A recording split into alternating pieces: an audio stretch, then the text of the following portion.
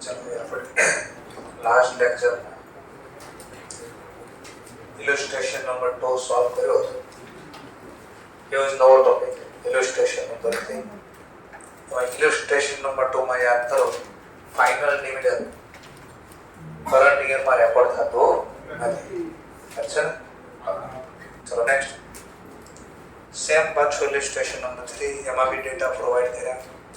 You are required to prepare balance sheet, profit and loss statement from the following trial balance of Hariya Chemical Limited for the year ended 31 March 2000. શું તૈયાર કરવાનું છે?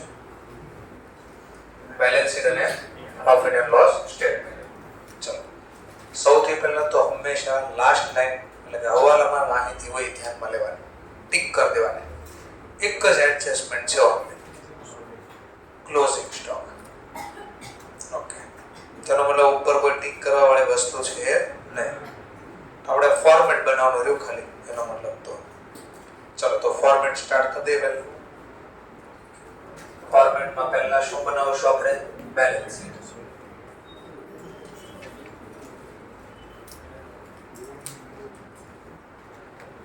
ચલો તો balance શીટનો format બનાવી દઈએ.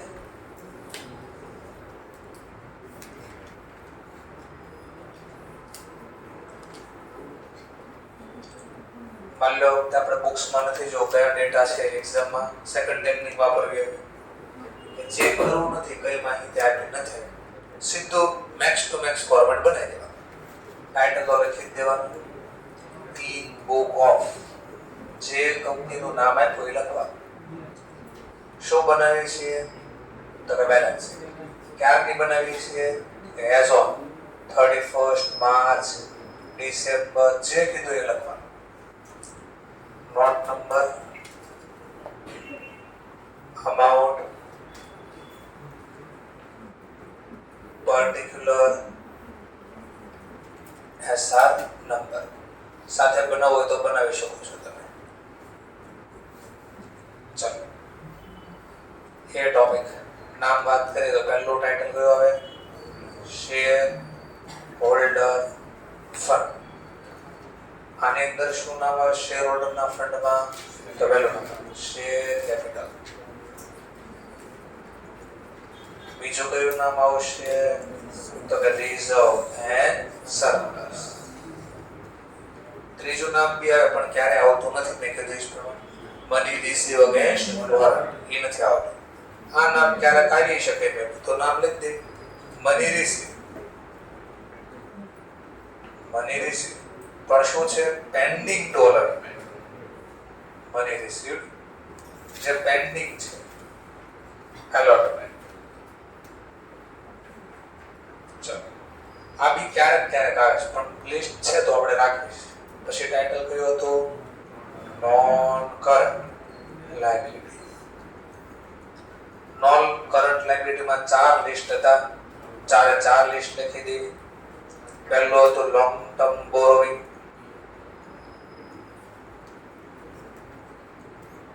પછી હતું નામ નેટ ડીટીએલ.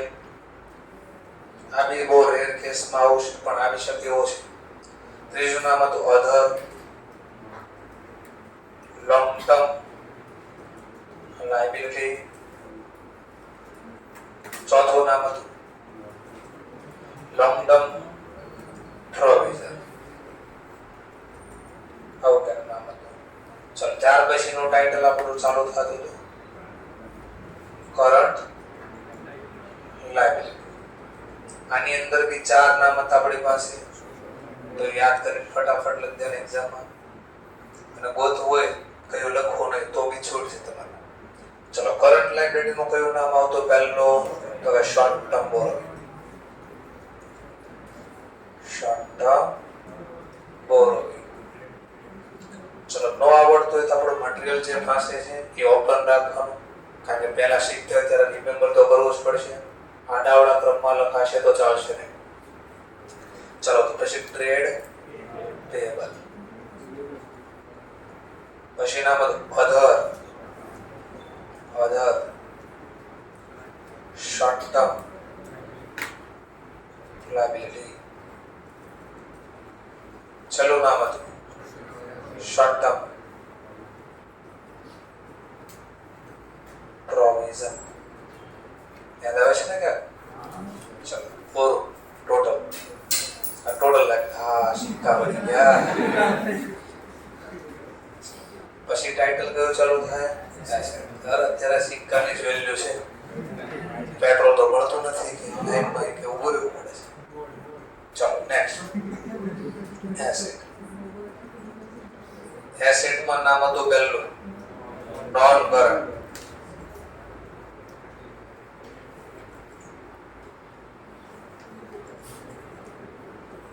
Non current asset. એમાં નામ હતા અલગ અલગ. Property plant equipment tangible intangible asset. પછી વર્ક ઇન પ્રોગ્રેસ લગભગ ક્યારેય નથી આવતો પણ સાથે આવે તો આપણે શું લખવાનું work in progress tangible asset અને વર્ક ઇન પ્રોગ્રેસ ઇન્ટેન્જિબલ નથી આવતું તો આપણે લખતા છે. ત્યાર પછીનું નવું ટાઇટલ કાંઈક યાદ હતા બે પછી હતું ક્યાંક આપણે રોકાણ કરવા જતા એને શું બોલતા આપણે નોન કરન્ટ ઇન્વેસ્ટમેન્ટ.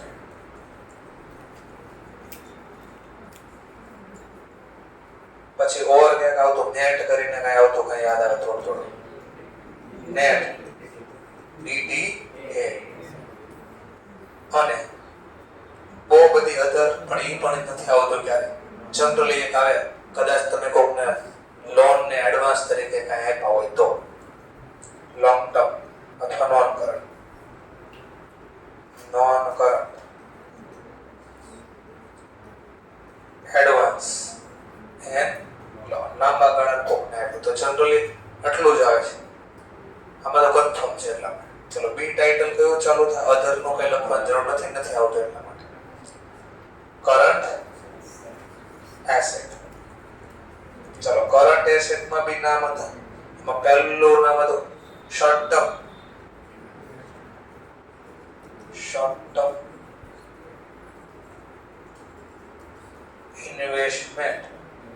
પછી બીજું નામ હતું ટ્રેડ રિસેવ. બરાબર ને આડાવડું નામ નહીં ચાલે. ઇન્વેન્ટરી હતું ઇન્વેન્ટરી.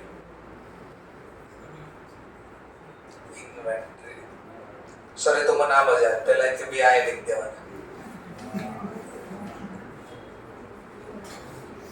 પછી લખવાના ટ્રેડ રિસીવેબલ. પછી નામ હતું કેશ એન્ડ કેશ ઇક્વિવલન્ટ. પછી નામ હતું માની લો તમે ક્યાંક શોર્ટ ટર્મ તમે લોન એન્ડ એડવાન્સ હતું લોંગ ટર્મ એવું શું હોઈ શકે short term. Short term loan loan advance advance and loan advance લખો સર તોય વાંધો નથી. Loan and advance. અને છેલ્લું જે બાકી રહ્યું શું બાકી હવે અધર કરન્ટ અથવા શોર્ટ ટર્મ એસેટ. ટાઇટલ પૂરા બધા. આ ક્યારનો ટાઇટલ પૂરો થઈ ગયો આપણો એસેટ સાઈડ. સમજાણો પોઈન્ટ? ઓકે. ચલો ત્યાર પછી કયું ટાઇટલ ચાલુ થશે તો પ્રોફિટ એન્ડ લોસ સ્ટેટમેન્ટ. તો profit and loss statement start કરી દઈએ. આ નાનું છે ને ઈઝી છે. Note amount SR number particular in book of. શું તૈયાર કર્યું છે પ્રોફિટ એન્ડ લોસ સ્ટેટમેન્ટ. ક્યાં as of 31st March December જે કીધું. ચલો ત્યાર પછી પહેલું નામ રેવન્યુ.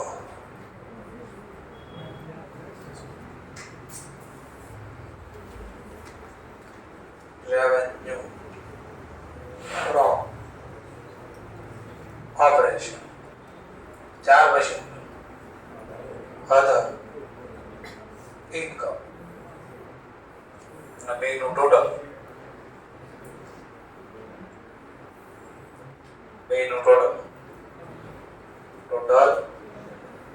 ઇન્કમ સી એ પ્લસ ચલો ડી ટાઈટલ એક્સપેન્સ માં પેલું યાદ રાખવાનું છે કાલે જોયું હતું પેલો એડજસ્ટેડ પરચેઝ આપ્યો હોય તો પછી ઓલા બે ના બદલે એક નામ લખવાનું યાદ છે ઓકે પહેલું નામ આવશે મટીરીયલ કન્ઝ્યુમ પછી પરચેઝિંગ ટ્રેડ પછી ચેન્જ ઇન ઇન્વેન્ટરી એટલે ધંધામાં મેઇન ખર્ચો પહેલા ઇન્વેન્ટરી ત્યાર પછીનો મેઇન ખર્ચો શું હોય તો એમ્પ્લોય ને વસ્તુનો ખર્ચો દેવાનો એટલે ધંધામાં ઇન્વેન્ટરી ને એમ્પ્લોય ને બધું તો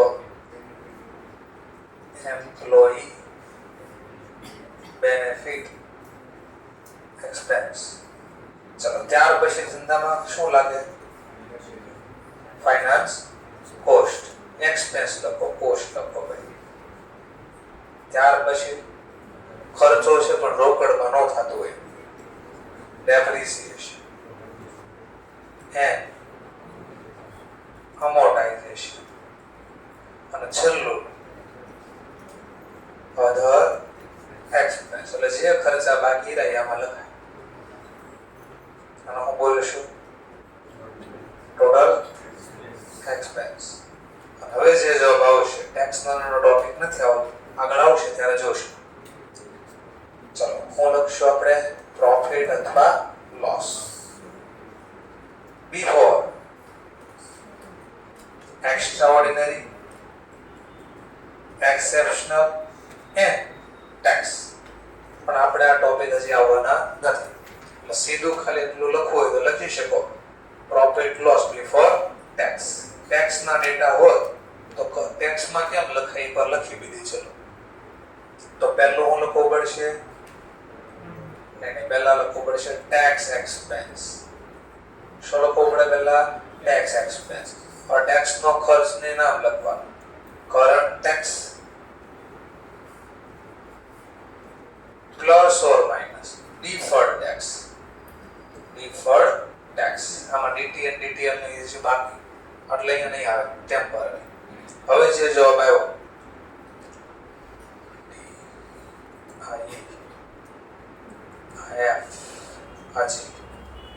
નેટ પ્રોફિટ અથવા લોસ ફોર ધ યર અથવા તો આફ્ટર ટેક્સ જે લખો કેમ મળશે તો ઈ કોલમ માંથી એફ કોલમ લિસ્ટ પૂરતી આટલું આવશે નેક્સ્ટ ફોર્મેટ ચલો બનાવવાનું સ્ટાર્ટ કરો પહેલું કામ શું બનાવશું નોટ્સ ડોકામ ચલો તો નોટ્સ ડોકામ બનાવીએ આપણે नोट नंबर पहली नोट नंबर कई बच्चे याद करो पर्टिकुलर बे column inner column after column detail ना चलो नोट्स चलो पहला नंबर ने नोट्स આપી દેશું શેર કેપિટલ આ હોય ને હોય છે ચલો એમાં સૌથી પહેલા હું લખવાનો શબ્દ ખબર છે ને ઓથોર શેર કેપિટલ જો આપ્યું હોય તો લખવાનું તો નહીં કરી મૂકી દો ચલો તો જોઈ લો પહેલા ક્યાં ગોતવાનું આપણે ક્યાંય નહીં ગોતવાનું હવાલામાં ગોતવાનું હા ક્યારેક રેર કેસમાં નીચે કાઉન્સમાં લખી દે કેપિટલ લે છે પણ હમણાં જોયું આપણે હવાલામાં તો કોઈ બીજી માહિતી હતી જ નહીં ક્લોઝિંગ છે તો હવાલા આપણે જોવાના જ નથી કાંઈ નીલ કરે મૂકી દો કામ કરો ચલો પછીનું નામ કયું આવશે issue subscribe and paid up capital चलो આમાં જો ઇક્વિટી હોય તો ઈ લેવાના પ્રેફરન્સ શેર હોય તો આપણે ઇક્વિટી તો દેખાય છે પ્રેફરન્સ શેર ક્યાં નથી દેખાતું તો ખાલી લખી દે ઇક્વિટી શેર કેપિટલ. ક્વોન્ટિટી બી કીધી જ છે, ન કીધી તો ગોતી શકાય, આપણે નથી ગોતી, તમે નથી એટલે તમારે નથી. 10 રૂપિયા ફિક્સ. ચલો કેટલા રૂપિયા ટોટલ છે? 25 લાખ. કામ કરો પ્રેફરન્સ શેર નથી ને કરે એડ કરીને ટોટલ કરો તો સિમ્પલ ખાલી ટોટલ બોલો કેટલા લાખ? 25 લાખ. આ જે નંબર એને આવો પહેલો નંબર અહીંયા મૂકી શકો છો. Share capital 25 lakh. ક્લિયર? ચલો 9 પોઈન્ટ. બીજું કયું ટાઇટલ ચાલુ થાય હવે? Reserve and surplus. Reserve and surplus ને ક્રેડિટ બેલેન્સ હોય. ચલો તો રિઝર્વ એન્ડ સરપ્લસ નું નામ જો કોઈ દેખાય છે? હા, પ્રોફિટ એન્ડ લોસ ખાતું એક દેખાણ. Profit and loss account. Credit balance છે એટલે ગયા વર્ષનો નફો છે, ઓપનિંગ બેલેન્સ તરીકે લખી શકો ઇનર કલમ. Profit and loss 1,39,000. બીજું મને કઈ આ બાજુ દેખાતો નથી. પૂરું થઈ ગયું છે. કામ પૂરું. પણ મેં તમને કીધું ખબર છે 2-4 લાઈન મૂકી દેવાની. ઓકે. એક તો શેના માટેની પહેલા આ વર્ષનો પ્રોફિટ લોસ. બીજું કઈ બોનસ કે રાઈટ શેર બાર આપણે ટ્રાન્સફર ને એવું કઈ હોય નથી, છતાં આપણે 2-4 પોઈન્ટ મૂકી દેવાના. કદાચ ભૂલથી મળી ગયું વચ્ચે ડેટા રિવેલ્યુએશન કર્યું આ છે તે અથવા કોઈ એસેટ વેચીનો પ્રોફિટ થયો તો એ લખી શકાય તમારે. ચાલો ટોટલ મળે ત્યારે જોયું જશે. ત્રીજો ટાઇટલ કયું ચાલુ થશે? ત્રીજો ટાઇટલ લોંગ ટર્મ બોરોવિંગ. ચલો લોંગ ટર્મ બોરોવિંગ કોણ છે? લોંગ ટર્મ બોરોવિંગ માં ઘણા બધા નામ છે. 11% ડિબેન્ચર. ચલો કેટલા રૂપિયા છે? 5 લાખ. પછી બેંક લોન છે. સર પણ કીધું તો નથી આપેલી લોન છે કે લીધેલી લોન? લોન ઇન એડવાન્સ માં લોન તો નામ આવતું તો આપણે બેલેન્સ ઉપરથી ખબર પડે. ક્રેડિટ બેલેન્સ આપી છે તો લીધેલી લોન હોય ને ક્રેડિટ બેલેન્સ હોય. 6,45. ચલો ધ્યાન આફ્ટર બીજું કોઈ નામ? લોંગ ટર્મ દેખાતો નથી. કામ પૂરો. આઉટર કોલમમાં સરવાળો અથવા અહીંયા લખીને આમ સરવાળો કરો તોય વાંધો નહીં. હવાલો નથી એટલે સીધો આઉટર કોલમમાં લખવાનું. બોલો 11,45,000 તો ટોટલ જે આવ્યો એ નોટ્સ નંબર 3 માં લખી દેશો. અહીંયા 11,45,000. 2 નંબરની નોટ્સ હજી બનાવવાની બાકી છે એટલે ડેટા હજી નથી બોલાય. ચલો ડીપીએલ ચેક કરો. લાયબિલિટી સાઈડ નથી દેખાતું ને. અધર લોંગ ટર્મ લાયબિલિટીમાં નામ પહેલા ખબર પડવી પડશે તો આવશે. શું આવતું અધર લોંગ ટર્મ લાયબિલિટી? મને તો ક્યાંક થોડુંક યાદ આવે છે. ક્યાંક ઓલા રિડક્શન કરવાના હતા, એનું પ્રીમિયમ કયા હતું, એક ઓર નામ ઓલા એસેટના કઈ ક્રેડિટર હોય તો ટૂંકમાં લોંગ ટર્મ માટે એસેટ ખરીદી અને એનો પેમેન્ટ આપણે મોર ધેન 1 યર કરવાનું નથી એવું કોઈ. ચાલો વાંચો હમણાં થોડી વાર પહેલા નથી નામ તો નહીં. ચલો ત્યાર પછી શું હતું? Long term provision. શું આવતું લોંગ ટર્મ પ્રોવિઝન? તો એક તો વોરંટી ગેરંટી વાળું કઈ આવતું હતું તમારે. પછી કે પેલા એમ્પ્લોય કઈ રિટાયર થવાના હોય એને કંઈક લાંબા ગાળા માટે પ્રોવિડન્ટ ફંડ એવું કઈ આપવાનું હોય તો કઈ ગ્રેચ્યુટી તો એ કઈ હોય નથી દેખાતું ના તો મોટા ભાગે આ બહુ રેર કેસમાં આવતો જ નથી. મોટા ભાગે બ્લેન્ક જ આવશે તમારે.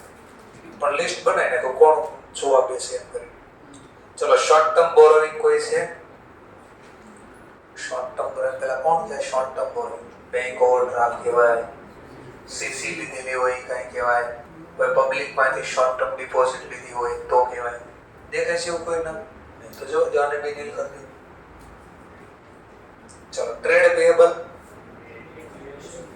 સીધું જ આપી દીધું છે તો જો આની નોટ્સ ન બનાવો તો ચાલે બીકોઝ સીધું જ આપી દીધેલું છે. કેટલા રૂપિયા છે? ટ્રેડ પેયેબલ 2,81 તો 2,81 લીધા. ચલો ત્યાર પછી આપણી પાસે ટાઇટલ છે અધર શોર્ટ ટર્મ લાયબિલિટી. કોણ આવતું અધર શોર્ટ ટર્મ લાયબિલિટીમાં? પહેલા આઉટસ્ટેન્ડિંગ કઈ ખર્ચા ચૂકવવાના બાકી હોય, ડિવિડન્ડના કઈ ચૂકવવાના બાકી હોય, અગાઉથી મળેલા રિસીવ ઇન એડવાન્સ ઇન્કમ કઈ હોય તો આ બધું લખવું પડે.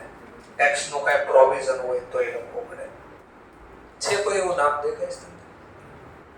લાયબિલિટી નહીં, કામ બોલ. પણ આમાં ખબર છે મેં તમને નાનો એવું કીધું તો સ્ટાર આને આમાં ખાસ ધ્યાન રાખજો. એમાં ખાસ મેં કીધું તો આવડા લોંગ ટર્મ બોરોઇંગ. ચલો એમાં જરા ચેક કરો 11% ડિબેન્ચર. આમાં તો આવશે જ એનું રીઝન એ છે આપણી પાસે 5 લાખના 11% વ્યાજ. તો ઇન્ટરેસ્ટ પે માં જો કે 11,000 કરતા વધારે રહેશે, ઓછા નહીં હોય. અને ઓછા એવા તો માથા પડે નહીં. ચલો બેંક સર અહીંયા ટકાવારી નથી લખ્યા બેંક લોન ની, તો એનો સીધો તમને કહી દીધું જે છે બધું અપાઈ ગયું, ઇન્ટરેસ્ટ ઓન બેંક લોન. પણ ડિબેન્ચર નો વ્યાજ ક્યાં છે? ડિબેન્ચર નો વ્યાજ, ડિબેન્ચર ઇન્ટરેસ્ટ કેટલો છે? 55. કેટલા ટકા હોવો જોઈએ? 11% લખીએ તો 55 જ છે. જો એ નો આપ્યો ને માન લો અહીંયા 50 જ લખ્યા હોત તો આગળ આવવાનું છે એટલે બોલું છું યાર. તો હવે 5,000 તમારે અહીંયા લખવું પડે આઉટસ્ટેન્ડિંગ ના અધર શોર્ટ ટર્મ લાયબિલિટી. પણ અહીંયા કાંઈ એવું નથી, તો આ બીજી કે પૂરું પેમેન્ટ આપેલું છે. આ હિડન એડજસ્ટમેન્ટ હતો 11-12 માં આવતો ગુપ્તવાળા. તો અહીં 11% ના ડિબેન્ચર જો ને એટલે તરત જ અહીંયા તમારે શ્યોર કરી લેવાનું કે એનું વ્યાજ ગણાઈ ગયું છે કે નથી ગણાયું. ચલો ધ્યાન આપતો શોર્ટ ટર્મ પ્રોવિઝન તો કોઈ હવાલો નથી, પ્રોવિઝન કરવાનું કંઈ કીધું નથી, અને આ બાજુ કોઈ ડેટા નથી નહીં. બોલથી સરવાળો ન કરી નાખતા કારણ કે હજી આ ડેટા બાકી છે. ચલો હવે આવો બાજુ એસેટમાં પ્રોપર્ટી પ્લાન્ટ ઇક્વિપમેન્ટ કોઈ છે? પ્રોપર્ટી પ્લાન્ટ ઇક્વિપમેન્ટ આપણી પાસે ત્યારે બનાવી દો નોટ્સ નંબર 4 ટેન્જીબલ. બરાબર, પ્રોપર્ટી પ્લાન્ટ ઇક્વિપમેન્ટ એમાં ટેન્જીબલ, પ્રોપર્ટી પ્લાન્ટ ઇક્વિપમેન્ટ એની અંદર ટેન્જીબલ એસેટ.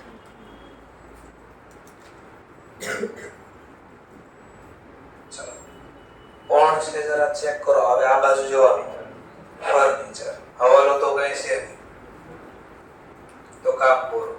નકર ડેપ ગણવાનું એવું કઈ કીધું નહીં, ઓલરેડી ગણાઈ ગયું છે એટલે સીધી ક્લોઝિંગ બેલેન્સ જ આપી. ચલો લોન પછી પછી પ્લાન્ટ એન્ડ મશીનરી. આનો બી કોઈ હવાલો નથી. પ્લાન્ટ એન્ડ મશીન અથવા મશીનરી, મશીનરી છે તો લખી દઈએ 8,60,000. ચલો પછી મટીરિયલ કન્ઝ્યુમ ના પાડી. ચલો રેન્ટ નહીં, કરંટ અકાઉન્ટ નહીં, કેશ નહીં, વેજીસ, ફિક્સચર. ફિક્સચર કેટલા રૂપિયાનો છે? 3 લાખ. કન્ઝ્યુમેબલ નહીં આવે. Free hold land, free hold land 15,46,000. ચલો ટૂલ્સ એન્ડ ઇક્વિપમેન્ટ. ટૂલ્સ એટલે છોટક બધા નાના સાધન સામગ્રી હશે કોઈ. Tools and equipment. ચલો ટૂલ્સ એન્ડ ઇક્વિપમેન્ટ છે બેને 45. ગુડવિલ એટલે એમાં લખો ટેન્જીબલ ની વાતો કરી છે. ટ્રેડ રિસીવેબલ નહીં, ડીલર એડ નહીં, ટ્રાન્ઝિટ ઇન્સ્યોરન્સ નહીં, ટ્રેડ એક્સપેન્સ નહીં. કામ કરું આવી ગયો ટોટલ. શું નહીં કેમ નહીં? હા, તો ડેપ્રિસિએશન નું પ્રોવિઝન હોય તો પ્રોવિઝન તમને એવું શીખવાડું છું. જે એસેટ નું પ્રોવિઝન હોય ને તો એસેટ ની નીચે લેસ કરી લખવો પડે. એટલે ઉતાવળમાં જોયું તમે શું થયું, બધા નામ અહીંયા આવી ગયા, નીચે હવાલો નહોતો એટલે ટીકે કઈ વચ્ચે મળ્યું, પણ આ બાજુ તમને તકલીફ થઈ ગઈ. મશીન ઉપર તમને પ્રોવિઝન કર્યો તો ઘસારા, તો મશીન ને નીચે માઇનસ કરી લખવો પડે. એટલે પ્લાન્ટ એન્ડ મશીનરી છે ને ત્યાં તો આપણે અહીંયા લખી દઈએ. ફર્નિચરમાં થોડું ઉપર લખી. હવે જો તમે અહીંયા જગ્યા ન મૂકી હોય તો ક્યાં લખા? પછી હા છેકો મારે ઉપર આમ કરે કે આમ કરે બધું કરે આડા ઉપર પછી 2 લાખ. એને થોડું એડજસ્ટ કરે કે આમથી આમ. હું નામ હતું મશીન, આગળ નામ હતું કે plant and machinery. Plant and machinery. Inner કોલમમાં 860 માઇનસ જે નામ એક્યુપમેન્ટ ડેપ લખ્યો હોય તો અથવા ડેપ્રિસિએશન પ્રોવિઝન બે નામ લખ્યું તો ડેપ્રિસિએશન પ્રોવિઝન. ચલો કેટલો પ્રોવિઝન છે ડેપ્રિસિએશન નો? 146 માઈનસ પ્રિન્ટ બોલો આઉટર કોલમ 7,14,000. હવે ટોટલ કરો 30,05,000. અને આ જે જવાબ આવ્યો એ નોટ્સ નંબર 4 તરીકે મેન્શન કરી દેશું. 30,05,000. ચલો નોટ્સ નંબર 5 બનાવી દઈએ.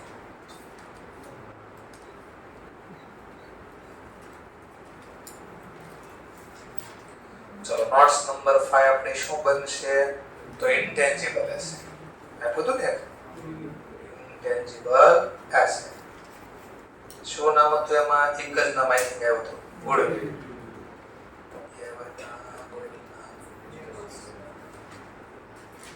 2,65,000.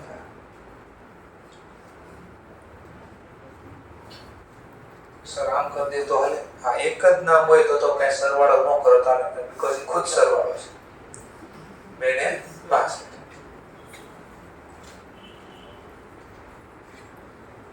ચલો પછી નોન કરન્ટ ઇન્વેસ્ટમેન્ટ પોથી લખો ને જો જેટલું લખાય છે બધા ટીક કરો એટલે ઓટોમેટિક હાઇલાઇટ થઈ જશે કે બાકી છે. ચલો જો તો ક્યાં લખ્યું છે ઇન્વેસ્ટમેન્ટ શોર્ટ ટર્મ કે લોંગ ટર્મ કે કાંઈ પણ નહીં. આ તો આવવાનું નથી. મેં કીધું મોટા ભાગે નેટ ડીટીએલ કે DTL. Non current loan and advance અથવા એડવાન્સ એન્ડ લોન તો એ બી ડેબિટ બેલેન્સ માં ચેક કરે. લોન કોઈને આપેલી છે? હા, લોન ટુ ડાયરેક્ટર. બનાવો નોટ્સ. પણ સર તમે ધારણા કરી કઈ કરશો? કારણ કે કીધું તો છે નહીં. તો તમારા પાસે બે ઓપ્શન, એને કઈ કીધું નથી તો શોર્ટ ટર્મ ધારો તોય ભલે, લોંગ ટર્મ. એક દાખલામાં આપણે શોર્ટ ટર્મ ધારશું, બીજા દાખલામાં લોંગ ટર્મ ધારશું. હું લોંગ ટર્મ ધારણા કરું છું. લોન એન્ડ એડવાન્સ ડાયરેક્ટરની લોન. તો શોર્ટ તમે ધારી શકે એક્ઝામ બુક્સમાં, કારણ કે કીધું નથી તમને જે મજા આવી થાય છે. Directors loan. ચલો બીજી કોઈ લોન એડવાન્સ નથી, કોઈને નથી કામ પર ખોટ ટાઇટલ છે સરવાળો 80. Loan and advance long term મે ધારી તો ઇન બુક્સ ની અંદર મે બી શોર્ટ ટર્મ ધાર્યો હોય તો કોઈ ખોટો નહીં પડે, કારણ કે અઝમ્પશન તમને મજા આવી લગાવી શકો. ચલો ત્યાર પછીનું આપણું ટાઇટલ કયું ચાલો છો? Current asset. એમાં શોર્ટ ટર્મ ઇન્વેસ્ટમેન્ટ પેલા ગોતો. ઇન્વેસ્ટમેન્ટ નામ એવું નહોતું મારા ખ્યાલથી નથી. જવા દો શોર્ટ ટર્મ ઇન્વેસ્ટમેન્ટ. ને ઇન્વેન્ટરી, હા ઇન્વેન્ટરી તો હતી, હવાલામાં જ હતી પડે. ઇન્વેન્ટરી. ચલો ફિનિશ સ્ટોક.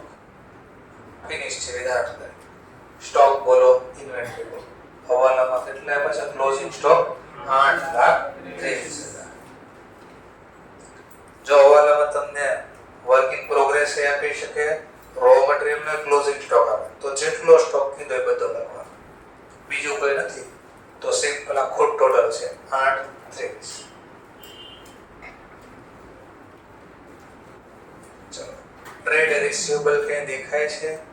હા, ડાયરેક્ટ નામ જ આપ્યું છે ટ્રેડ રિસીવેબલ 4,40,000. ચલો ત્યાર પછી આપણે આ નામ છે short term loan and advance. Cash in cash. Okay, હા કેમ બોલી ગઈ છે? Cash equivalent. તમે જાગો છો ને હું ચેક કરશો, તમે મને ચેક કરો છો. Cash equivalent. ચલો તો આમાં જરા ચેક કરવાનું. આપણે ત્યાં કઈ કેશ બેલેન્સ, બેંક બેલેન્સ ને એવું પડ્યું છે? ચેક કરતા જઈએ. સોરી આપણે ભૂલથી ઇન્વેન્ટરી અહીંયા આપી ત્યાંમાં ન લખાણી. ભાઈ કાચા સૂર્યમાં આપ્યું હોય ઓપનિંગ હોય, કારણ કે હવાલામાંથી તો ક્લોઝિંગ લખેલું તો ઓપનિંગ હશે, અને ઓપનિંગ અહીંયા ન લખાય, પીએમમાં લખશો નોટ સ્ટોક. કયો ટોપિક? Cash and કેશિંગ.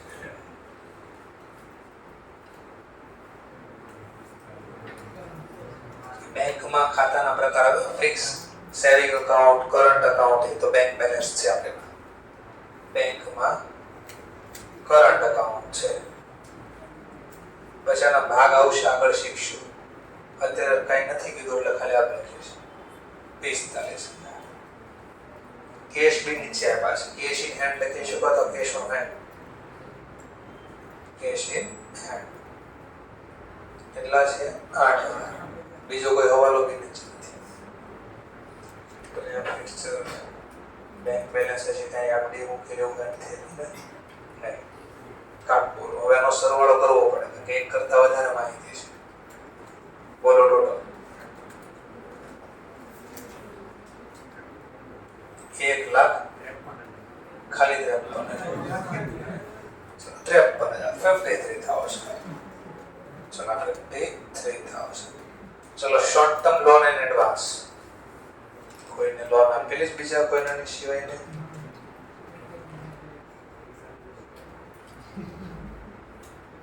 હા તો ઠીક થઈ ગયું તો ઓલરેડી કામ પૂરું.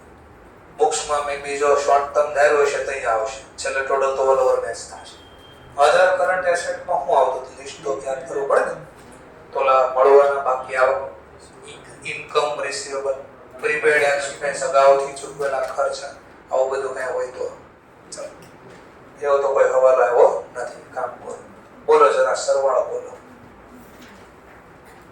આનો સરવાળો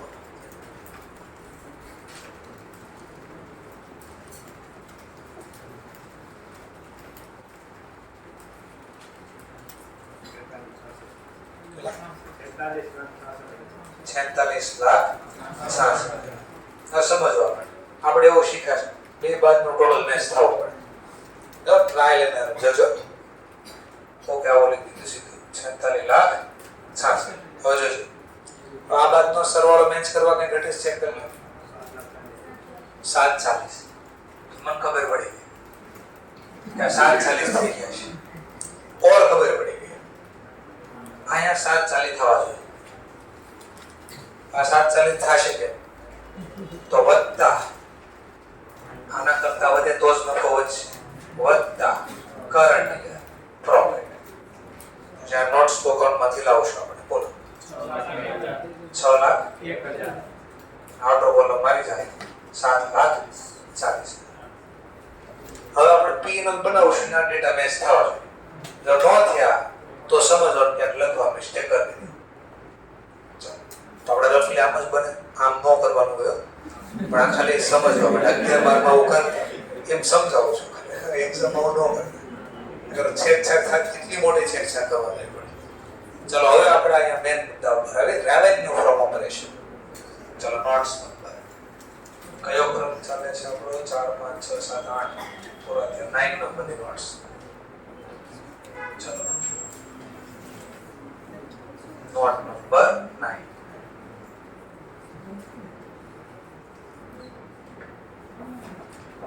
inner column, outer column.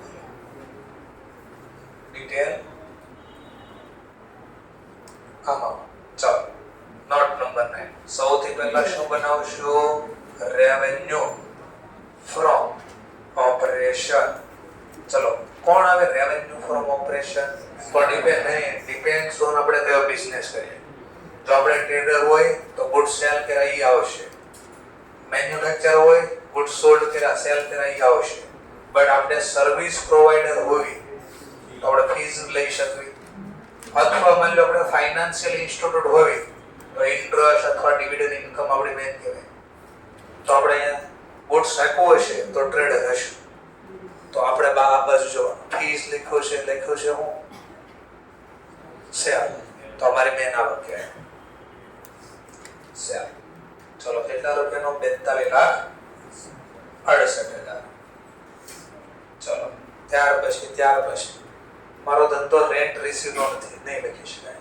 Transfer આ બધું અર્ધરમાં જશે. તો કામ કરો. આ ખોટ ટાઇટલ હતું, ટોટલ કરવાની જરૂર નથી. 42,68,00,000. નવો નંબરનો ટોટલ 42,68,00,000. ચલો અધર ઇન્કમ 10 નંબરની નોટ્સ. અધર ઇન્કમ કોણ આવશે અધર ઇન્કમમાં? તો સિમ્પલ. હવે જેના બાકી રહ્યા આવક નહીં, તો આવકમાંથી કોણ કોણ છે જોયું. આ તો બધું ઓટોમેટિક ટિક થઈ ગયું છે, લખાઈ ગયું છે સીધું બધું. આ રેન્ટ રિસીવ, રેન્ટ રિસીવ કેટલું મળી ગયું? રેન્ટ 46,000. હવાલો તો કઈ છે ને, એડજસ્ટમેન્ટ નથી. ટ્રાન્સફર, શેર ટ્રાન્સફર કરીને ફીસ લીધી આપણે, ટ્રાન્સફર ફીસ. કોઈએ કીધું કે મારું નામ તમારા ચોપડામાં જે લખ્યું છે એમાં મારે આ શેર બીજાને ટ્રાન્સફર કરવાના છે, તો તમારા ચોપડામાંનો સર્ટિફિકેટમાં નામ બદલો. તો એ મફતમાં કાંઈ નહીં બદલી દે, પૈસા લઈ લેશો આપણે. કેટલા લીધા? 10,000. ચલો બીજી કોઈ ઇન્કમ? હા, P&L. P&L આ ખુદ P&L છે, રિઝર્વ એન્ડ સરપ્લસ માં લખાય. ચલો આનો ટોટલ કેટલા? 56. ટીક કરેલું આડું આવશે એટલે તરત તમે આઈડિયા આવી જશે કે લખો. તો અહીંયા લખી દો 56,000. કરી દો સરવાળો. હવે 42,68,00,000 વત્તા 56,000 કેટલા? 46. 43,40,000. એક્સપેન્સ નો ટાઇટલ એમાં મટીરીયલ કન્ઝ્યુમ સીધું આ દીધું હોય તો વાત બંધો, નકર મટીરીયલ કન્ઝ્યુમ ગોતવું પડે. ઓપનિંગ સ્ટોક રો મટીરીયલ નો પ્લસ પરચેઝ રો મટીરીયલ નો માઈનસ ક્લોઝિંગ સ્ટોક રો. તો જોઈ લો તો અહીંયા દેખો સીધું જ મટીરીયલ કન્ઝ્યુમ સીધો જ આપી ગયો 23,19,000. તો આની નોટ્સ કોઈ નહીં બને. હવે ટ્રેડર છે, જો માની લો ટ્રેડર, તો ટ્રેડર ખરીદી બી ખુદ નહીં કરતો હોય, તો જો એને ખરીદી આપી છે ચેક કરી લેવાનું છતાં પરચેસ ક્યાં લખેલું છે નહીં, અલગથી ક્યાંય ખરીદતા નથી તો નહીં લખવાનું. ચલો ચેન્જ ઇન ઇન્વેન્ટરી આ તો આવશે. 11 નંબરની નોટ્સ. Change in inventory. ચલો ચેન્જ ઇન ઇન્વેન્ટરી માં શું લખશું આપણે? Opening stock minus closing stock. ચલો ઓપનિંગ સ્ટોક કેટલાનો છે? તો ઉપર પહેલી લાઈનમાં અહીંથી આપ્યા હતા 6,80,000 minus closing stock. Closing stock કેટલો આપ્યો? છેલ્લે અહીંથી આપ્યો તો 8,23,000. તો જો માઈનસ ની સાઈન હોય તો માઈનસ આપવાનું, બરાબર? જે સાઈન હોય લખવાનું. ચલો આઉટર કોલમ માં દો સરવાળો 1,43,000. માઈનસ સાઈન હોય તો માઈનસ લખવા દે. ઓકે, અને માઈનસ લખવાનું એક્સપેન્સ માં 11 નંબર 1,43. 11 નંબર 1,43 માઈનસ ની સાઈન હોય તો માઈનસ લખવા દે. ક્લિયર મતલબ? ચલો એમ્પ્લોય બેનિફિટ એક્સપેન્સ. ચલો ચેક કરીએ 12 નંબરની નોટ્સ બનશે કે નહીં. તો પહેલા લખવાનું નહીં, ટાઇટલ નહીં લખવાનું, પહેલા ગોતવાનું ભાઈ એમ્પ્લોય નું કઈ આપ્યું છે તો ટીક કરવાનું. એમ્પ્લોય ના નામે કઈ આપ્યું છે ને? હા, એમ્પ્લોય ને બેડ ડેટ આપ્યો આવડે ના આવડે. ચલો હા, વેજીસ આવી તો લખવું પડશે એમ્પ્લોય બેનિફિટ એક્સપેન્સ. ચલો એક આવી ગયું વેજીસ 9 લાખ. કોઈ હવાલો નથી આઉટસ્ટેન્ડિંગ ને પ્રીપેડ ને તો પ્લસ માઈનસ કરી. ચલો ત્યાર પછી સેલરી કેવું કઈ છે નહીં, કામ પૂરું. Veggies 12 number 9 lakh.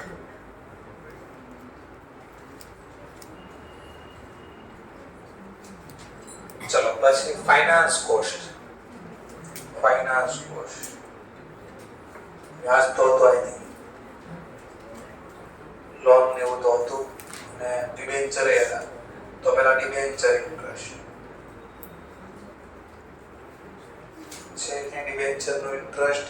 છેલ્લે જ છે 55,000. હવાલો નથી એટલે આઉટલુક અલગ સીધું. ચલો પછી આઈ થિંક બેંક લોન એવું ક્યાં હતું. બેંક લોન નું વ્યાજ છે બેંક લોન ઇન્ટરેસ્ટ કેટલા છે જોયું 1,16,000. બીજા કોઈનો વ્યાજ હતો એને કોઈ હવાલો નથી આઉટસ્ટેન્ડિંગ એવું એટલે સીધું ટોટલ કરી દેવાનું. ટોટલ 1,71,000. 1,17,000. 13 નંબરનો એડજસ્ટમેન્ટ 1,71,000. ચલો ડેપ્રિસિએશન એન્ડ અમોર્ટાઇઝેશન. તો ઘસારો જે ગણ્યો હોય તો મશીનનો ઘસારો હશે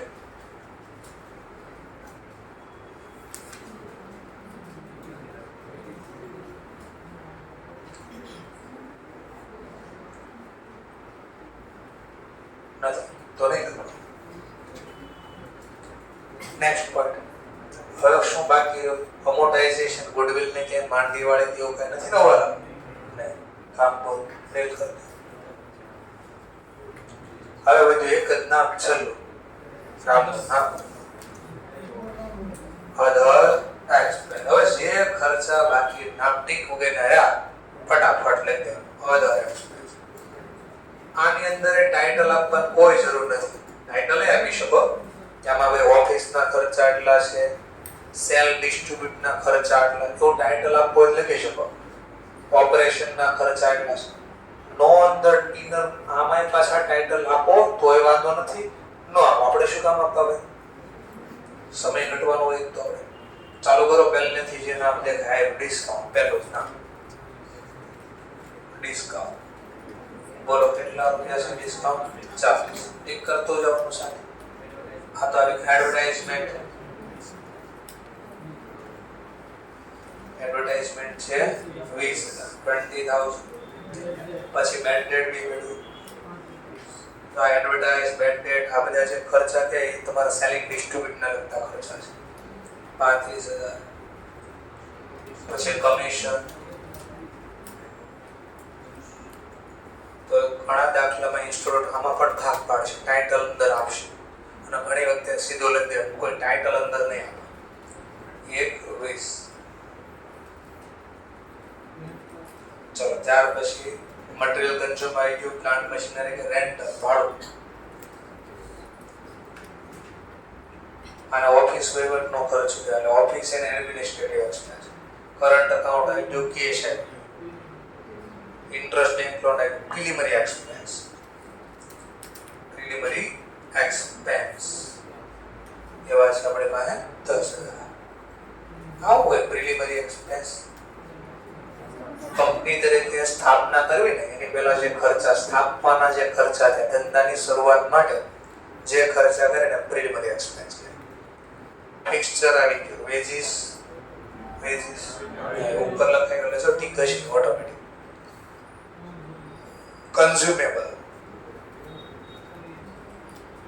એટલે હું સર આ કન્ઝ્યુમેબલ નો મતલબ આપણે વસ્તુ બનાવીને આ રીતે ખર્ચો લાગતો હોય વપરા લુબ્રિકન્ટ ઓઇલ ની બધું વપરાતું હોય.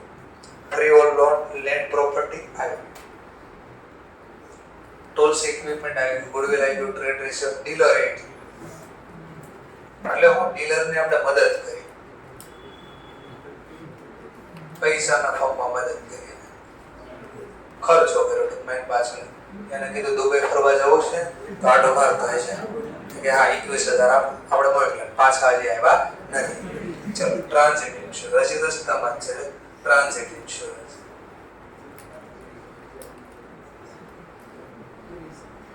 ચલો ટ્રાન્ઝિટ ઇન્સ્યોરન્સ છે આપણો 37,000. 30,000 સોરી 30,000.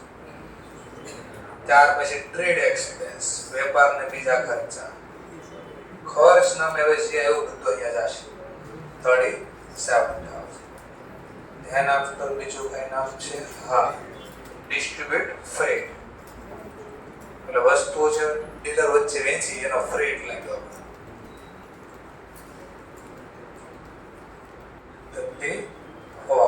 પછી કાંઈ છે ડિબેન્ચર ઇન્ટરેસ્ટ આવ્યો કામ સરવાળો that's all total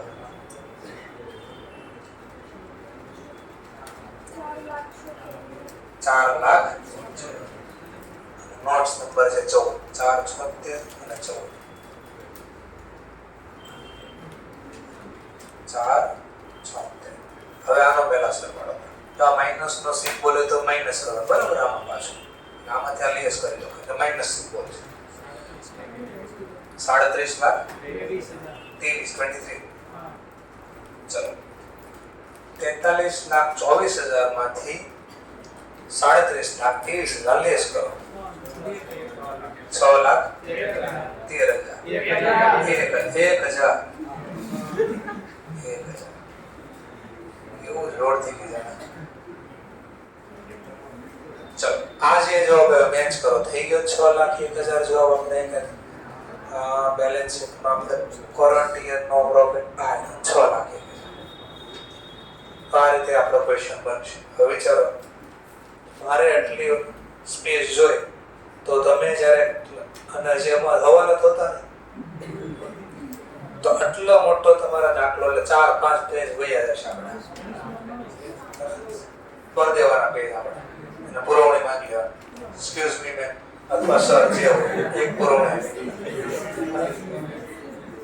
સમજાઈ ગયો ટોપિક સર આ 12 માર્ક્સ થી લઈને 15 માર્ક્સ નો દાખલો 12 એટલે કે હવાલામાં હતા આમાં જો હવાલા હોત તો આ માર્ક્સ હોત એટલે ડબલ એન્ટ્રી આવે છે બીજી એક્સ્ટ્રા ઇફેક્ટ આપી ચાલો આવો જ દાખલો પાછો જોઈ લો ઇન્સ્ટિટ્યૂટમાં કેસમાં ખાસ એમાં જે એક પોઈન્ટ છે તમારે શીખવાનો છે એ કે લોનની જે ધારણા કરી હતી ને ક્યાં અઝમ્પશન કરી હતી જોઈ લો શોર્ટ ટર્મમાં અઝમ્પશન કરી હતી આ short term loan and advance એટલે ડિરેક્ટરની લોન એમને અહીંયા લખેલી છે ચલો બાકી બધા તમને શેડ્યુલ બનાવી દીધા જો છે ઓથોરાઇઝ તેને ધારણા કરી દીધી કે જેટલા શેર બાર પડે એટલું ઓથોરાઇઝ તો હોય જ કે અમે લખી દઈશું આપણે નહીં લખવાનું નહીં તમે નથી કીધું ઓછા હોય તો પછી વધારે હોય તો અમારે ક્યાં જવું ચાલો જો પ્લાન્ટ એન્ડ મશીનરી એનો ડેપ્રિસિએશન બાદ કરીને લખી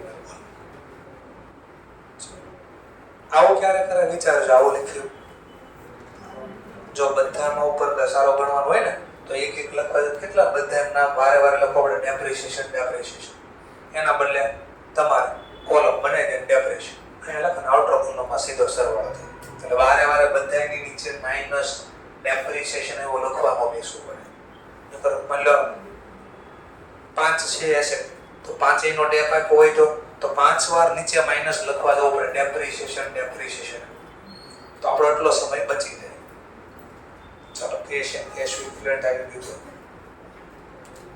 short term loan and advance તો ડિરેક્ટ ની લોન ને ત્રીજોમાં શોર્ટ ટર્મ ધારેલી છે ઓપનિંગ ઇન્વેન્ટરી ક્લોઝિંગ માઇનસ જો હોય તો માઇનસ લખવાનું વેજીસ ને બધા ખર્ચા ભેગા કરે જો અહીંયા કેમ આ ક્વેશ્ચનમાં બધા એક્સપેન્સ ભેગા કરે આગળ એકાદો એક્ઝામ્પલ આવશે ને એમાં તમે જોશો તો આની અંદર સબ ટાઇટલ આવશે કે ઓફિસના ખર્ચા એટલા છે ઓપરેશનના ખર્ચા એટલા છે સેલિંગ એન્ડ ડિસ્ટ્રીબ્યુટના ખર્ચા એટલા છે તો અલગ ટાઇટલ બી આવી શકશે નેક્સ્ટ ક્વેશ્ચન જોશું એમાં આવશે ના જોશું ચલો હવે મુદ્દો છે ઇલુસ્ટ્રેશન નંબર 4 પણ 4 નંબરનો ક્વેશ્ચન સોલ્વ કરવા માટે પહેલા હવાલા જોઈએ આવા બધા હવાલા આપ્યા છે અને આ બહુ કામનો ક્વેશ્ચન છે કારણ કે આ ક્વેશ્ચન રિયલ એક્ઝામમાં પૂછાઈ ગયેલા છે ઘણીવાર એટલીસ્ટ 2 કે 3 વાર તો મારા ખ્યાલથી આ પૂછાઈ ગયેલો છે ક્વેશ્ચન શા માટે એનો ડેમો લેવીને આવ્યો ધ્યાનથી જોઈએ આપણે પહેલા હવાલા વાંચીને ખબર પડશે શા માટે આવું કહું છું તો અહીંયા પૂરા થયા ડિટેલ અને આ એડિશનલ ઇન્ફોર્મેશન આપી છે વેજીસ એન્ડ સેલરી આઉટસ્ટેન્ડિંગ તો હવાલો છે inventory 31 March 2002 wine cigarette cigar food stuff એટલે ખાવા પીવાનું જે આપણે વેજીસ માની લો વેજીટેરિયન હોય તેનું જે રો મટીરિયલ હોય શાકભાજીની બધી માની લો નોન વેજ હશે તો એ પ્રમાણનો ફૂડ સ્ટફ હશે કૂતરા કે બિલાડા જે ખાતા હોય એ પ્રમાણે ડેપ્રિસિએશન જો અહીંયા કીધું 5% ગણો લેન્ડ ઉપર 2% ગણજો તો જો વારે વારે ન બને બોક્સ બનાવી દેવાનું હવે આ કામનો જે મુદ્દો છે ને આના કારણે આ ક્વેશ્ચન પૂછેલો છે એટલે આમાં બેઠા માર્ક્સ ગણન ન આવે ઇક્વિટી કેપિટલ ડેટ જોજો 1/4/2001 સ્ટૂડ હતી ધંધામાં કેટલાની હતી 7 લાખ. આ તો વર્ષની શરૂઆત. એના માટે હું તમને ઉપર પહેલા લઈ લઉં. આ તમને કીધું છે ટ્રાયલ બેલેન્સ આપેલી છે. કોની ટ્રાયલ બેલેન્સ? International hotel. ટૂંકમાંનો બિઝનેસ શું છે ખબર પડી ગઈ આપણે. હોટલનો બિઝનેસ છે. ક્યારની આપી જો ડેટ જો નથી. તો અહીંયા જો પહેલા હું લખ્યો ઓથર. તો આ ઇન્ફોર્મેશન માટે ખબર ટોટલમાં ટાઇટલમાં હોય. ટોટલમાં નો લે. હવે જો સબસ્ક્રાઇબ કેપિટલ કેટલું આપ્યું છે? તો કે 5000 પ્રેફરન્સ શેર 100 રૂપિયા એટલે કેટલા થયા? 5 લાખ. Equity capital 8 lakh. સરવાળો કરો 13 લાખ. ખાલી ઇક્વિટી ના જોઈ તો 8 લાખ. 8 ને 5 આપ્યા જોઈએ. હવે હવાલામાં જો કે છે વર્ષની શરૂઆતમાં આપણે કેટલા રૂપિયાના શેર હતા? 7,20,000. એમાં કીધું 6000 શેર ફુલ્લી પેડ છે. એકની વેલ્યુ 100 રૂપિયા છે. 6000 ગુણ્યા 100. બાકીના 2000 શેર છે 60 રૂપિયાનો પેડ છે. 2000 ગુણ્યા 60 કદ બેનો સરવાળો. તો 7 આ રીતે હતા વર્ષની શરૂઆત. પણ વર્ષના અંતે 8 લાખ ને 5000 થઈ ગયા. તો વધ્યા ક્યારે હોય? તો બે કેસમાં વધે. કા નવા શેર બારા પડે. નવા શેર તો બારા નો પડે. તો ઓલરેડી જે શેર બારા પડ્યા હતા, ઇશ્યુ કર્યા હતા, એનો હપ્તો બાકી છે. પાટલી પડ્યા છે. તો મે બી આનો હપ્તો માંગ્યો છે. તો આગળ ડેટા આપ્યા છે. તો કઈ છે? તો ડિરેક્ટર ગાંડા થયા. કોણ બોલાવવા માટે? મેડ 40 રૂપીસ પર શેર. આ ડિક્શનરીમાં જો આવું થાય. પણ માની લો આજે સેન્ટેન્સ આવતો હોય એના પ્રમાણે જોઈએ તો મંગાવ્યો એમ કહી શકે. એને ઈચ્છા થઈ અથવા તો એને માની લો એને કોલ કર્યો, હપ્તો બોલ્યો, મંગાવ્યો 40 રૂપિયા પર છે. ડેટ જોજો 1 ઓક્ટોબર 2001. કેટલાનો હપ્તો માંગ્યો? 40 રૂપિયા. હપ્તો બાકી કેટલાનો હતો? 4. તો બોલો 6000 ગુણ્યા 40 6000 ને એ તો ફુલ્લી પેડ છે. તો આના ઉપર બોલો 2000 ગુણ્યા 40 80. તો જો ધ્યાન 720 તો ઓલરેડી મળી ગયા હતા. 720 ઓલરેડી મળી ગયા હતા. નેક્સ્ટ 40 રૂપિયા બીજા મળ્યા. 2000 શેર માની લો મળી ગયા એવું ધારણ કરો. 2000 ગુણ્યા 40 તો 720 વત્તા 80 8 થવા પડે. ઉપર તો 8 ને 5 આપ્યા. તો લાખ લોચી બાપચી લાગી જોઈ. A shareholder could not pay. ભરી શક્યા નથી હપ્તા. કેટલા લોકો? 100 શેર જેને હેલ્ડ કર્યા છે. His share were then forfeited. જપ્ત બી કરી લીધા. And reissue કર્યા. જપ્ત કર્યા પછી reissue બી કરેલા છે. 90 રૂપિયા પર શેર અને ફુલ્લી પેડ. શેર તો ફુલ્લી પેડ રહ્યા. પણ એમાં માંગ્યા કેટલા? 90 રૂપિયા. 100 નો શેર મળ્યા 90 રૂપિયા. 8 લાખ ને 5000 ભેગા કરો.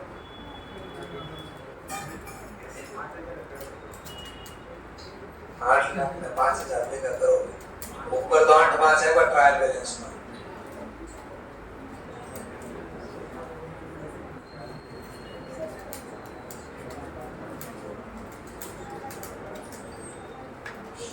દાખલો બહુ મહત્વનો છે.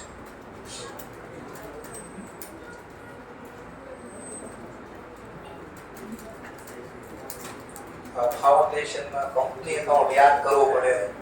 હપ્તો મંગાવવાની જર્નલ યાદ કરવી પડે. કોઈ નો આપે તો શું પ્રોસેસ થાય એ યાદ કરવી પડે.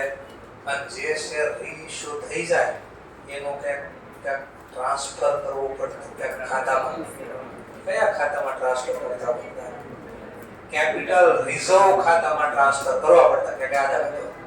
અને જેટલા શેર રીઇશ્યુ કરવાના બાકી હોય તો એના પૈસા જે પડ્યા રહેવા દેતા. રિમેનિંગ ઇમ્પેક્ટ કયા નામે રહેવા દેવા પડતા? શેર ફોરફિટેડ ના નામે રહેવા દેવા પડે. પણ જો ઇશ્યુ કરી દીધા હોય તો ફોરફિટેડ ના નામે નો રહે. એ પૈસા ટ્રાન્સફર કરતા એક્સ્ટ્રા જર્નલ લખાવતો મફતમાં. મેં કીધું ઇન્સ્ટિટ્યૂટ કે તે ભલે નો કે રીઇશ્યુ થાય તો આ જર્નલ લખવાની જ. શું લખતા છો journal? Share forfeited account debit to capital reserve. આટલું સમજાણું. અજાનું ખાલી ટેમ્પરરી. કયા નામે જમા કર્યા? Capital reserve. તો દાખલામાં જોજો, આ દાખલો છે 2 મિનિટ.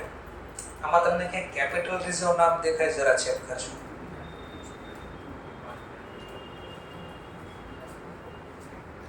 દેખાય છે કેપિટલ રિઝર્વ નામ?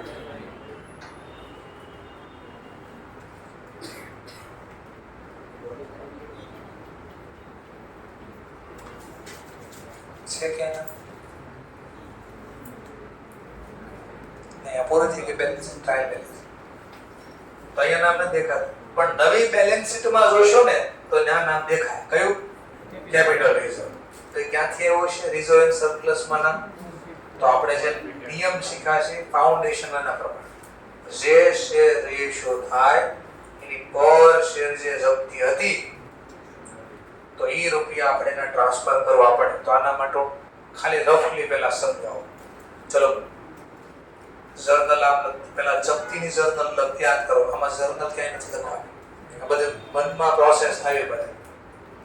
પણ એ નો થાય જ્યાં સુધી મનમાં પ્રોસેસ, ત્યાં સુધી લખતા શીખે. ખાલી જર્નલ પહેલા શેર શું કરતા? જપ્ત, forfeited. Equity share, forfeited account debit. ચલો, કેટલા લોકોએ પૈસા ન દીધા એના શેર જપ્ત કરો? 100 લોકો.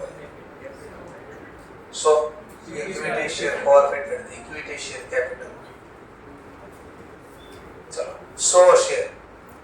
પર શેર કયા હપ્તાના માંગ્યા હશે? તો પહેલા તો 60 માંગ્યા હતા, 40 બીજા માંગી લીધા, 40 બીજા માંગી લીધા. તો કેટલા રૂપિયાના શેર આપ્યા હતા? 100. 100 એ 100 પાછા લઈ લો.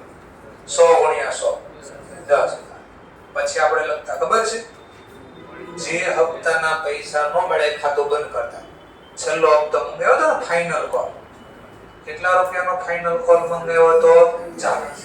તો 100 ગુણ્યા 40 4. અને જે પૈસા એને ભર્યા હોય પહેલા ઈ જપ્ત કરતા. એને કયા નામથી બોલતા? Share forfeited account. ચલો, 100. અને પર શેર પહેલા કેટલા આપી ચૂક્યો? તો લખ્યું છે 60 પે કર્યા તે ભાઈ, તો 60 રૂપિયા જપ્ત કરી લે. 100 ગુણ્યા 60 6. સમજાઈ ગયો ભાઈ? હવે આને રીઇશ્યુ બી કરી દીધા. જો રીઇશ્યુ નો કર્યા હોત, જો બધી જ ખબર પડી ગઈ તમને, બધી જ ખબર પડી ગઈ. સર ક્યાં ખબર પડી ગઈ? જરા બતાવી દો. કેટલા શેર હતા હપ્તાના માંગ્યા હતા? 2000 લોકો પાસે. એમાંથી 100 લોકોએ જ નથી આપ્યા, 1900 લોકોએ પૈસા દીધા. 1900 ગુણ્યા 40 કેટલા?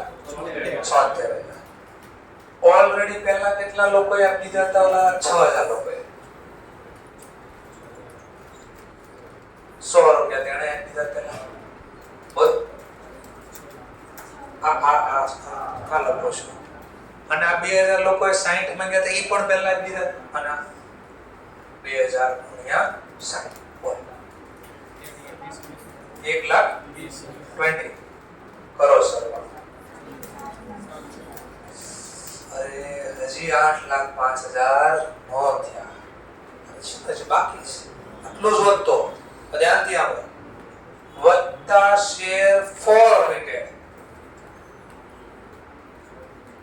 જપ્તીમાં કેટલી બેલેન્સ? 6. આટલું જ વધતોની વાત કરું છું. ચાલો, આઉટર કોલમમાં સરવાળો બોલો. 8 લાખ. તો બી સરવાળો મેચ નો થયો. ચલો, હમણાં મેચ કરી. નેક્સ્ટ પોઈન્ટ, અને રીઇશ્યુ કરવાના છે. ચલો, રીઇશ્યુ કરીએ. બેંક અકાઉન્ટ 2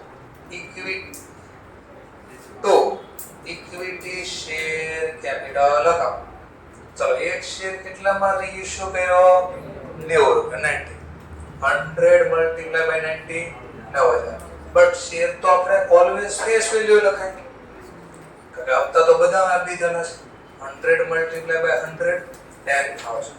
ચલો, પર શેર કેટલા ઓછા માંગ્યા? એ લોસ કહેવાય. આપણો લોસ શેમાંથી માંડી વાળો? તો આપણે આવકમાંથી. Share forfeited, share forfeited account debit. બોલો 100 ગુણ્યા 10. બોલો કેટલા થાય? 1. જો ભાઈની અસર આપો છો.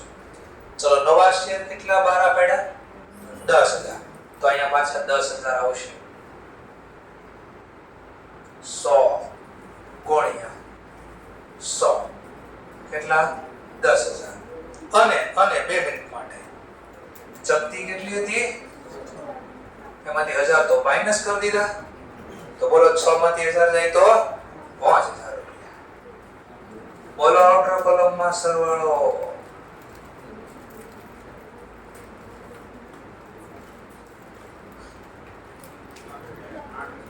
8 લાખ અરે 8 ક્યાં થયા છે હવે હું કરવું પાછો ધ્યાનથી બોલો એ સાંભળ્યું આ જે જપ્તી થઈ જેટલા રેશિયો થાય એટલા રૂપિયા ટ્રાન્સફર કરવા પડે કયા નામે ટ્રાન્સફર કરવા પડે અને હજી એને પહેલા એક નાનો એવો પોઈન્ટ બાકી છે પહેલા પૂરો કરતા 2060 ને મિસ્ટેક છે લખવામાં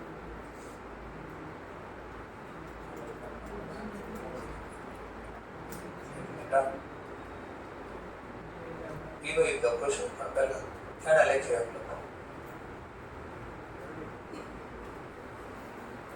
6000 તો ફૂલ્લી મેડમ છે 2000 ગુણ્યા 60 21 નવો હપ્તો મંગાવ્યો ધ્યાનથી જોજો નવો હપ્તો મંગાવ્યો 2000 શેર 40 રૂપિયાના ભાગ બોલો 2000 ગુણ્યા 40 80 આવું મંગાવ્યું પણ આમાંથી બધા લોકો પૈસા આપ્યા નથી પહેલી વાત તો ચલો જેણે નથી આપ્યા એના હટાવવા પડશે ને આમાંથી ચલો તો માંગ્યા બધા પણ આપ્યા ને એટલે હટાવો ચલો હટાવો 100 લોકો અને 100 રૂપિયા 100 લોકો નથી આપ્યા ને એના 100 કેમ હટાવ્યા 100 કેમ હટાવ્યા પૈસા શેર પાછા લઈ લીધા ને જપ્તી કરી નથી ભાઈ જો 60 આમાં હતા કે નહોતા એના 2000 ગુણ્યામાં 60 માં આ લોકો હતા કે નહીં 100 તો એના જપ્ત કરી અને 40 માં હપ્તામાં 100 લોકો હતા તો એની વાત તો ટોટલ 100 ગુણ્યા 100 10,000 હું બોલો એટલું આટલામાં પહેલા સરવાળો 7,90,000 આટલો થઈ ગયો પહેલા ઓકે પછી આને રીઇશ્યુ બી મેં કર્યા પાછા ચલો પાછા કેટલા રીઇશ્યુ કર્યા 10,000 વત્તા રીઇશ્યુ એટલા દેખાય આખો દેખાય વત્તા રીઇશ્યુ 10,000 બોલો હવે આઉટર બોલો બોલો હજી ભેગા નો થયા 5 હજી આપણે ફોરફિટેડ માં નથી ફેરવા જો શેર ફોરફિટેડ માં ફેરવા નથી તો આપણે યાદ કરો ટાઇટલ આપણા મટીરીયલ માં કરો માં નોટ સ્ટોક આઉટ માં જા માં શેર કેપિટલ ની નોટ સ્ટોક આઉટ જો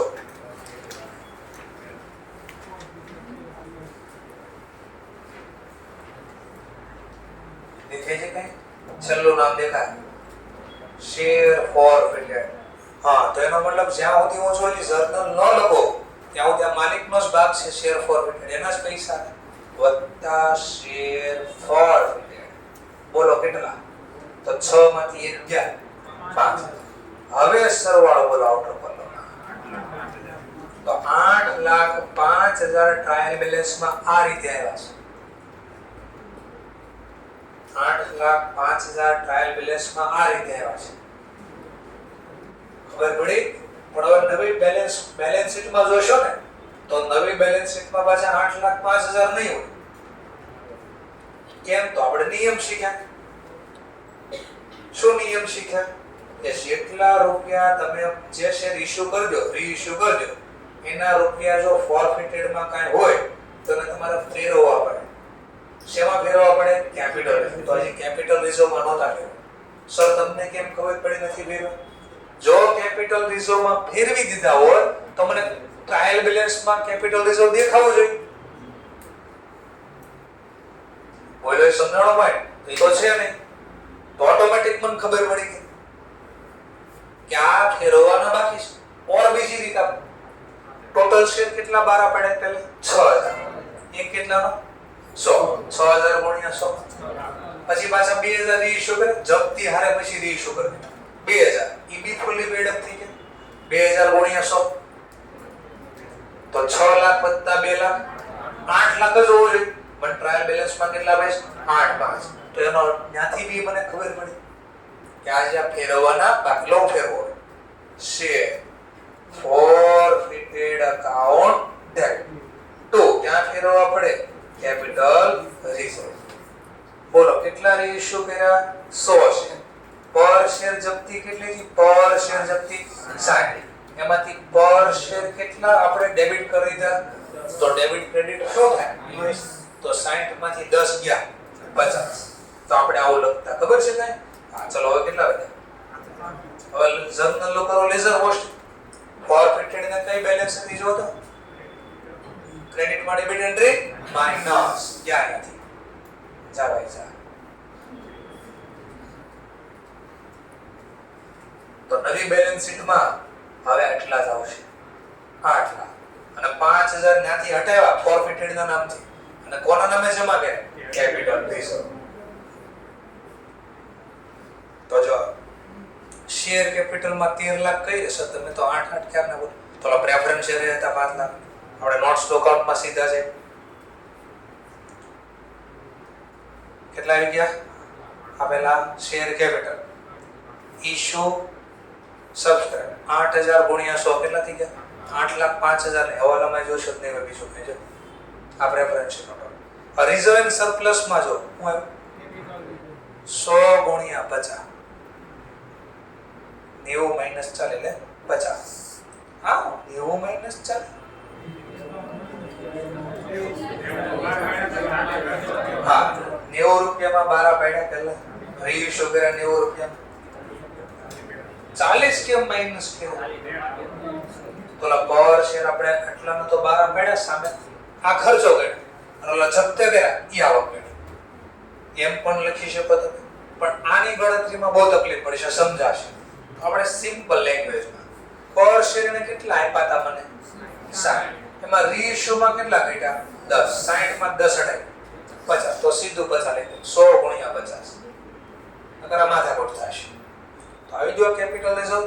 તો દાખલામાં ક્યાંય ટ્રાયલ બેલેન્સમાં કેપિટલ રિઝર્વ નહોતું અહીંયા. હવે વિચારો આ ફાઉન્ડેશન નો પાયો પાક્કો હોય તો આ ખબર પડે હું બોલતો તો આની શું ઇફેક્ટ આવે પડે. અને ઇન્સ્ટુડન્ટ જો ક્યાંય નહીં લખ્યો નીચે ગણતરી બી જોઈ લેજો. નોટ સ્ટોક અકાઉન્ટ માં જોયું આપણે અહીંયા જોઈ લો ક્યાંય ગણતરી કાંઈ ન હોય છે ખાલી આ રિઝર્વ સરપ્લસ નામ લખી દીધું. શેર બારા પડવાની હું પ્રોસેસ જોઈ લો. ચલો કામ પૂરું. આ તો તમને કહે છે વધારે તમારે કાંઈ જોતું હોય તો પછી જોઈ શકો છો.